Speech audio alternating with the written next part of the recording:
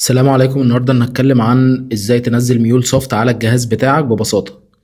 اول حاجة لازم لو انت ويندوز او ماك او اس او لينكس تتأكد من الريكويرمنت اللي موجودة على الشاشة دي. اول حاجة لو انت مثلا ويندوز فعلى الاقل اهم حاجة لازم يكون عندك ستورج 2 جيجا ل 4 جيجا تقريبا فاضية، ولازم يفضل ان انت تبقى 4 جيجا رام او 8 جيجا رام.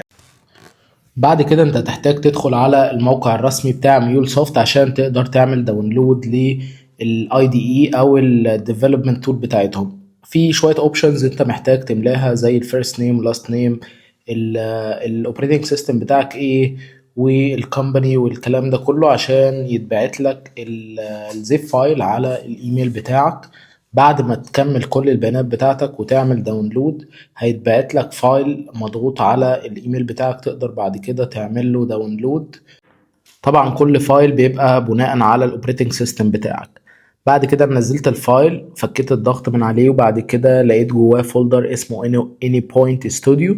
بعد كده بتاخد كل اللي موجود جوه الفولدر الاساسي ده وتخليه موجود مباشر على السي. خطوة ان الابليكيشن او الدايركتوري دي يكون موجود على السي بشكل مباشر عشان بعد كده ما يحصلش مشاكل في الانستليشن، دي خطوة مهمة جدا. اهم فايل موجود عندنا هو ال anypointstudio.exe. ده بتضغط عليه دبل كليك عشان تقدر تشغل اي دي اي بتاعك.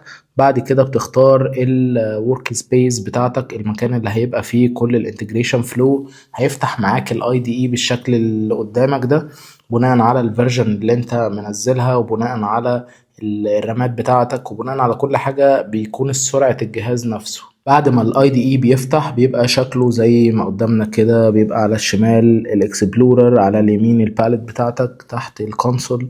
فكده انت تمام مسطب بشكل كويس. في معلومة مهمة ان انت ممكن يتفتح لك الويندو اللي قدامك دي، وهي انت هتحتاج تعمل allow access للاوبن جي دي كي عشان الدنيا تبقى معاك تمام ويبقى ليك كل الاكسس وما يبقاش قدامك اي مشاكل تانية. دلوقتي السؤال المهم، تعرف ايه هو الديفولت بورتال اللي هيرن عليه اول ابلكيشن فلو هنعمله في الفيديو الجاي؟ شكرا جدا.